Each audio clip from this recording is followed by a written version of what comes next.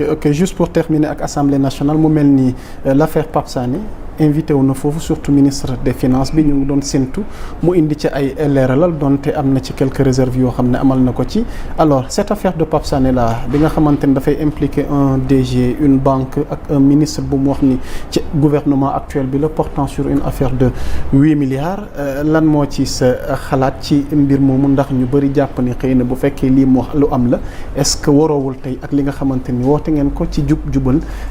jubanti bi. man li ma ci xalaat mooy on ne peut pas juger parce que la justice est en train de faire son travail. Donc c'est une affaire qui est pendante en justice tey je pense que ni vous ni moi ni les Sénégalais yi xool mënuñu avoir benn position tranchée li sur le principe man laay wax parce que du ma dugg sur l'affaire propre parce que c'est pendant en justice non pas les révélations en tant que telles li ma jàpp mooy dañu woote la jubal jubanti. Exactement. Tout citoyen quelle que soit sa position koo yaakaar ni y a quelque chose bu nga xam ne dafa mën a permettre de servir cette cause c'est ton droit le plus absolu nga dem fi nga xam ne foofu la ñuy waxee nga dem wax ko bu ñu la woowee aussi nga joxe ci ay éclairage et je pense que l'avenir nous édifiera li am solo mooy nañu tënku ci li nga xam ne mooy suñu principe de gouvernance te permettre aussi aux citoyens de quel bord fu ñu nekk suñu amee lu leen jaaxal ñu teg ko fi nga xam ne foofu la mbaxane doone benn et puis la justice pourra trancher véritablement cette question donc loolu laa ci mën a wax pour le moment mënuma ci avancer mënuma ci sori parce que on n'a pas tous les éléments et peut-être que la justice pourra dans un futur proche ou moyen nous donner les éléments d'appréciation objectifs sur cette affaire. Ok, juste pour terminer par rapport à cette affaire le député Abdou Mbow jàpp ni le premier ministre Ousmane Sonko warata noppi ci mbir mi dafa war a génn wax indi ay leeral. C'est pas à lui de définir le tempo de communication du PM. Je crois que il était à l'Assemblée nationale tout à l'heure en tant que député, excusez-moi, lapsus révélateur. En tant que député, j'ose espérer que poser na ko question bi. J'ai pas suivi les débats, mais su fekkee c'est le cas, je pense qu'il a quand même eu les réponses yi nga xam ne moom la ko président waroon jox Ousmane Sonko, le Premier ministre. Voilà, donc pour man le président Ousmane Sonko est maître de sa communication et donc il communiquera quand il pensera que c'est utile et nécessaire sur les questions yi nga xam ne moom la juge que ni war na ci entretenir avec les Sénégalais. Alors Khadija, dimanche bii ñu génn on a assisté à une nouvelle alliance en front au niveau de l'opposition donc contre pouvoir bi nga xamante ni ñoom jàpp nañ ni boobu ba tey ñu ngi leen di muñal waaye gëm nañ ni vous avez montré vos limites ba tax na ñoom takku nañu doon benn say fi mu ne nii nag ngir jàmmaarloo ak yéen parce que nee nañ l'heure est grave et que fi mu ne nii nag faaw lii ñi mën a bouger Khadija bi nga gisee boobu front donc nu gis ci ku ñu gëjoon a gis Khalifa Babacar Sall Abdou Mbow bi ma doon tudd léegi Anta Babacar Ngom pour ne citer que cela et que il y a eu aussi beaucoup de signataires yoo xam ne xëy na yaatu na waaye pour ne citer que cela alors front boobu noonu tey Khadija lan nga ci lu ci sa njàngat en fait c'est une bonne nouvelle pour la démocratie. maa ngi la gis yaa ngi rêve déjà. Non, en fait je me dis que dans un pays il faut qu'il y ait une opposition. Logiquement. Man moom sama croyance profonde la. Il faut des gens qui gouvernent, il faut des gens qui s'opposent. Et ça c'est un signe de vitalité démocratique. Maintenant on peut analyser aussi une opposition lan lañ ci xaar te man pour man rien que le nom front c'est assez négatif parce que tey je pense que son excellence monsieur le président Bassirou Diomaye Faye bu mu yegsee au pouvoir ak léegi ça fait pas un an je crois que ça fait 11 mois bientôt un an et bu mu jëlee pouvoir bi véritablement avril c'est quand même 10 mois si su fekkee sama calcul yi baax na donc en 10 mois de gouvernance ñu créer lu mel nii et surtout ironie bi ma ci am rek juste mooy quand je vois Khalifa Sall à côté en fait de Abdou Mbow. Ironie vous dites. Ouais, c'est ironique et c'est cynique je dirais parce que damay xalaataat en arrière. Ah bon? Li mu dund yëpp te Benno Bokk Yaakaar teg ko ñu mel ni Abdou Mbow ak fi mu bokkoon teg ko briser sa carrière politique 2017 yàggul ba fàtte di fi xaj donc su ma leen gisaatee ñu toog ensemble je me demande pourquoi ces images-là gis nga tey on doit pouvoir s'opposer mais on doit le faire aussi avec la manière donc au-delà de ça aussi leneen li nga xam ne moo ma frappé mooy je pense que en 2009 si ma mémoire est bonne bi ñuy opposé wu à Abdoulaye Wade c'est que dafa amoon un front normal boo xam ne c'était des revendications légitimes du peuple moo taxoon ñëpp dajaloo pour la même cause xam naa na fi Abdoulaye Wade jógee et je pense que c'était la même chose en 2021 jëm 2022 avant les élections municipales et loolu moo am gain de cause à l'élection présidentielle parce que amoon na fu Sénégal tollu woon mais je pense que tey un gouvernement qui vient d'arriver qui a fait 10 mois de gouvernance nga taxaw ne damay def un front en fait la question que je me pose à quoi il s'oppose réellement est-ce qu'il s'oppose à des personnes ñoo xam ne il y a quelques mois je pense que en arrière en 2023 yéen a àndoon contre l'APR tey vous mettez à la même table que l'APR heureusement qu'il n'y a pas le PDS heureusement qu'il n'y a pas Amadou Ba qui dit lui que du ànd ci lii parce que voilà gisuñu Amadou Ba gisuñu PDS voilà mais vous dites heureusement qu'il n'y a pas de voilà PDS qu'il n'y a pas d'Amadou Ba pourquoi parce que je me dis que ñi dajaloo ñan la ñi dajaloo mooy ñi nga xam ne c'est pas que je ne les considère pas seen ànd moo tey sama xel parce que gëwuma ni construction moo leen yëkkati benn deuxièmement man dama jàpp gis nga politique baax na mais Sénégal tollu na foo xam ne man si sama gëm-gëm laay waxee et là c'est vraiment le militant engagé qui parle ki bëgg Sénégal man indépendamment de ma casquette politique jàpp naa ni fi Sénégal tollu dañu soxla un grand rassemblement pour développer ce pays Sénégal defe naa si at yi di ñëw suñu génération yi di ñu succéder ils ne nous pardonneront pas ñu rater ce virage là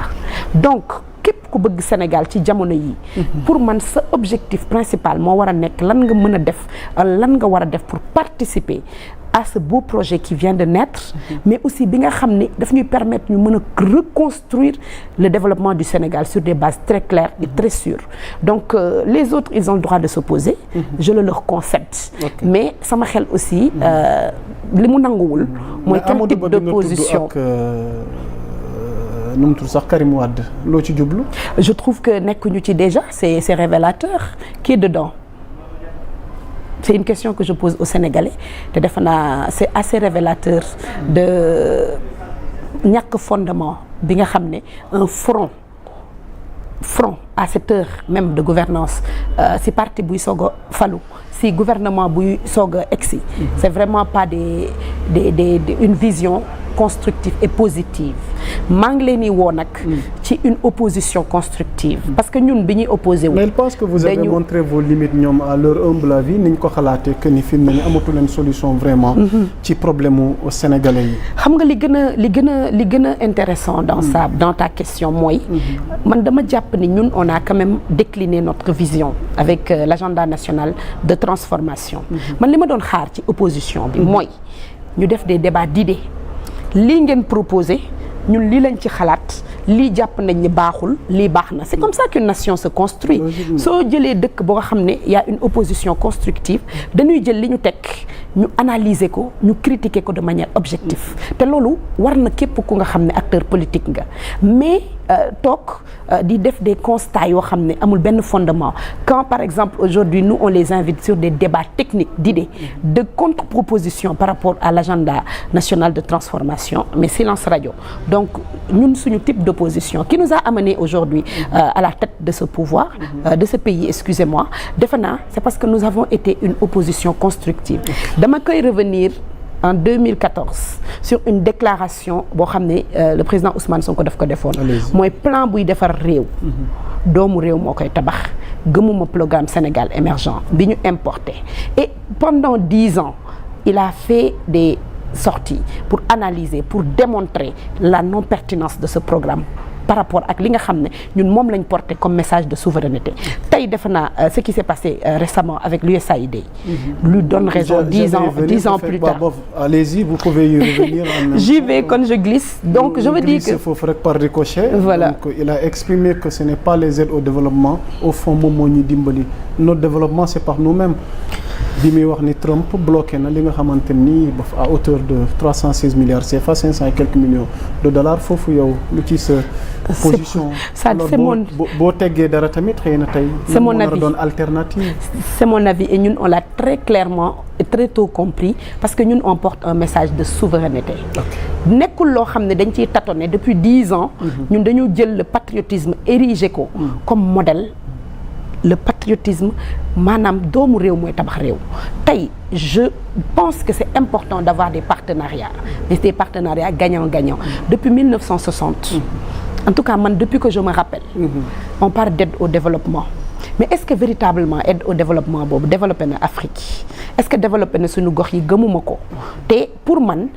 ça nous permet aujourd'hui de nous positionner quelles sont les ressources endogènes yi nga xam ne Sénégal ci la war a mën a taxaw véritablement pour développer réewam mais surtout quel est le modèle économique parce que tey mënoo am un modèle boo xam ne da nga koy adossé si lu incertain et ce qui est très intéressant le programme 2050 l'agenda national de transformation bi ñu koy annoncé en phrase introductive on avait dit que tey le risque premier bi ñu am mooy ñu dépendre loo suñu économie wala suñu ay ressources d'une économie étrangère. Quelques mois plus tard l'USAID aujourd'hui tombe le président nouvellement élu Trump enlève en fait benn fonds boo xam ne c'était un fonds qui n'était pas un fonds souverain patriote donc tey pour man déjà dogguma la bàyyi ma yeggali waa société civile waaw bàyyi ma yeggali société civile disent qu'ils vont souffrir waaw man damay eggali ci sama développement pour man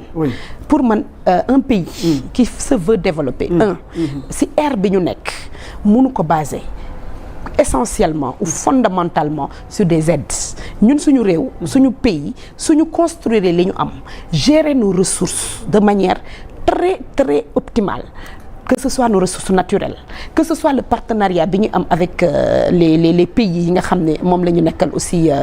dans le monde parce que kenn vivrul en vase clos on peut définir des mécanismes de financement innovants yoo xam ne du ñu mettre en danger suñu économie leneen li nga xam ne daf ci am une économie elle doit pouvoir être endogène on doit avoir aujourd'hui ay acteurs économiques yoo xam ne mais wala des financements yoo xam ne c'est des financements endogènes tey 350 milliards yi nga xam ne moom moo dem mais ce n'est rien comparé ak li nga xam ne moom la diaspora di investir au Sénégal. Exactement. Ce n'est rien par rapport ak li nga xam ne moom la ñuy perte en termes de négociation mauvaise négociation de contrat yoo xam ne moom lañ fi fekk donc aujourd'hui cette renégociation des contrats va amener des fonds additionnels une meilleure gestion de nos ressources naturelles va amener des fonds additionnels mais aussi une économie boo xam ne dafay nekk une économie compétitive au niveau national parce que sénégalais yi ñoo ko porté dafay aussi amener des fonds additionnels man pour man peut-être que c'est un mal pour un bien c'est un mal pour un bien parce que nit rek damay jéggi état ma jël nit booy construire sa propre développement personnel waroo ko construire en te disant que ci keneen laa koy jëlee mais qu'est-ce que moi je suis capable aujourd'hui de faire de proposer et d'être pour mën a vraiment asseoir une autonomie et donc man pour man comme l'a dit Ousmane Sonko le Premier ministre c'est vraiment quelque chose boo xam ne ça interroge ñun ñëpp si li nga xam ne moo war a nekk dans les années qui viennent suñu relation avec l'aide au développement qui ne doit pas être la règle. C'est important l'affaire Farba Ngom donc mu mel nii mi ngi ci guddi bu bët setagul noo jàngatee dossier Farba démb lañ ci mujj ak mandat de comparution bi mais ba tey ay avocats ñoom ñu ngi persister ni sunu client xamagul ba tey lu ko yoon di toppee noo jàngatee mbiru Farba ak ëllëg bi nga xamante ni moom nga ci séntu Soxna Khadija may ko. alors man en fait souvent damay wax ni les affaires pendant en justice en général dama ci wax. mais on va avoir un commentaire dañ leen a jiñ ne dafa am politique gi ci rax vous voyez mobilisation